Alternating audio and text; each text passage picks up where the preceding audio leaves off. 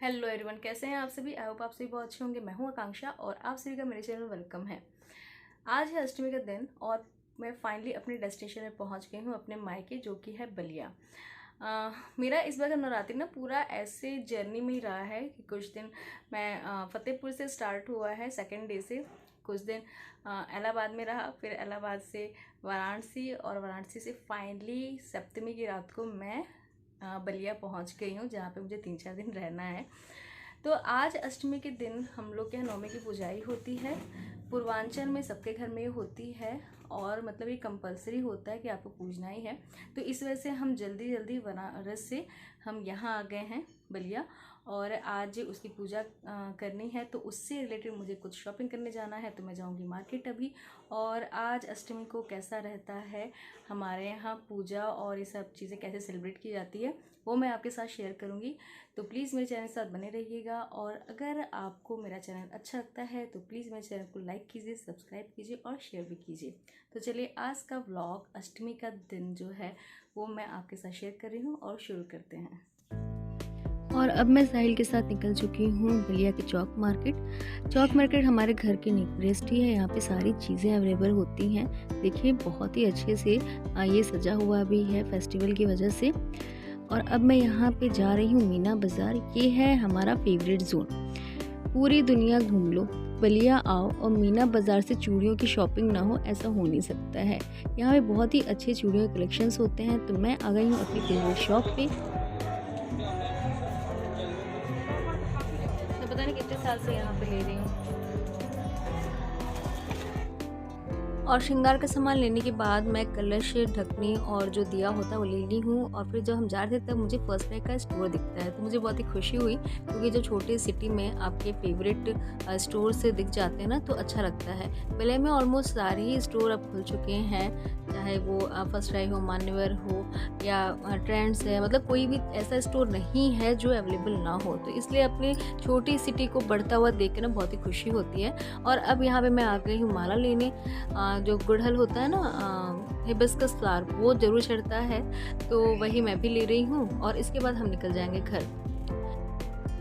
कहते हैं ना कि अष्टमी का दिन माँ गौरी का होता है, तो उस दिन माता रानी को इवनिंग टाइम में श्रृंगार का सामान और नारियल ज़रूर चढ़ाना चाहिए। तो वही मैं श्रृंगार का सामान और नारियल चढ़ा रही हूँ और यहीं पे रात भर छोड़ दूँगी। नेक्स्ट डे मैं मॉर्निंग में ये प्रसाद लूँगी। तो मैं यहाँ पे चढ़ा रही हूँ चूड़ी और बिंदी, जो भी श्रृंगार का सामान होता है, नेल पॉलिश और महावर, मतलब जितना होता है ना, वो सारी चीज़ें मैं चढ़ा देती हूँ। जब से लोगों ने सिखाया तब से चढ़ा रही हूँ। तो इस बार मैं अपने मायके में हूँ, तो मैंने कहा कि माता रानी तो हर जगह ही होती है, ऐसा नहीं है कि सिर्फ आप जहाँ हो वहीं पर हैं। तो मैं यहाँ पे अपना प्रसाद चढ़ाती हूँ, श्रृंगार का सामान, और अब इसे मैं मॉर्निंग में लूँगी। माता रानी की स्थापना करने के लिए अष्टमी के दिन हम लोग मतलब पूरा किचन बहुत ही अच्छे से वॉश करना होता है, और दोपहर तक बस इसमें खाना बनता है। उसके बाद खाना नहीं बनता है, पूरा धुल जाता है, बहुत ही अच्छे सफाई का ध्यान रखा जाता है। और इसमें अब सिर्फ माता रानी का प्रसाद बनाया जाएगा। ये पूजा किचन में ही की जाती है और कुल की पूजा होती है, मतलब सबके घर में एक ही जगह पूजा होगी, जहाँ पे शुरू से होती रही है। मेरी मम्मी दादी के साथ रही हैं, तो फिर ये पूजा मेरी मम्मी ही करती हैं, क्योंकि यहीं पे शुरू से ही हुई है। और ये देखिए, जौ के ऊपर कलश स्थापित हो गया है, पानी भरा हुआ है अंदर, और माता रानी इस तरीके से विराजमान है। जो ये दीवार पे है वो चावल के आटे का एपन बनाया जाता है, वहाँ पे तिलक और ये सिंदूर वगैरह लगता है। तो इस तरीके से हमारे यहाँ नवमी की पूजा की जाती है। और हमारे यहाँ भोजपुरी में जो लोकगीत गाया जाता है ना, जो बहुत सालों से गाया जा रहा है, तो वही मम्मी यहाँ पे गा रही हैं। और इसमें आशीर्वाद माता रानी से मांग रही है कि हमारे घर के जितने भी जेंट्स हैं सबका नाम ले लेके, जेंट्स, लेडीज़, बच्चे, सबका नाम लिया जाता है, बेटी और दामाद, सबका नाम लिया जाता है, कि उन सब पे अपना आशीर्वाद माता ने बनाए रखे, और जो जहाँ है वो वहाँ खुश रहे, सलामत रहे, और हमारे ऊपर हमेशा अपनी दृष्टियाँ बनाए रहे।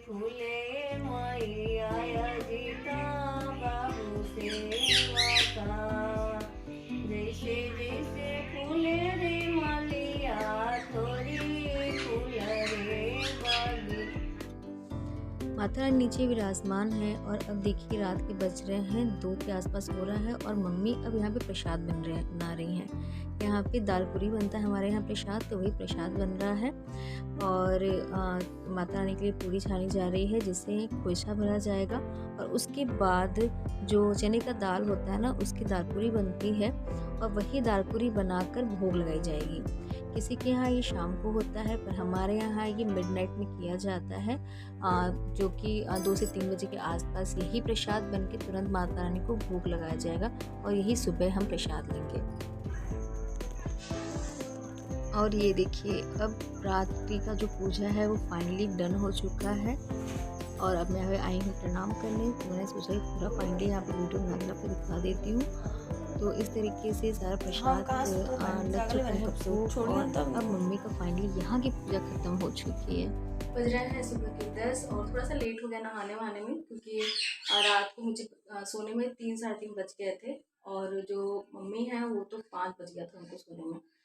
मेरे से सोई भी नहीं, आधे घंटे बस सोई हुई है।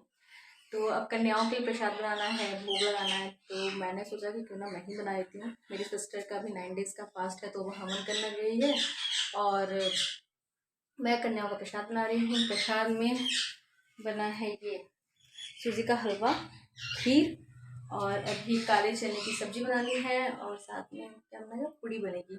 हम लोग के यहाँ ना कल जो प्रसाद बनता है उसमें दाल पूरी बनती है और गुड़ की खीर बनती है, तो वही मेन प्रसाद होता है, तो हम लोग तो वही खाने वाले हैं और ये कन्याओं के लिए है और इसमें से ही प्रसाद लेंगे। पर हम लोग का जो मुख्य प्रसाद है ना वो जो कल रात को सब मॉर्निंग में जो पूजा हुई है वही है। तो अब देखते हैं कितनी कन्याएं आती हैं, उनकी सब तैयारी करते हैं।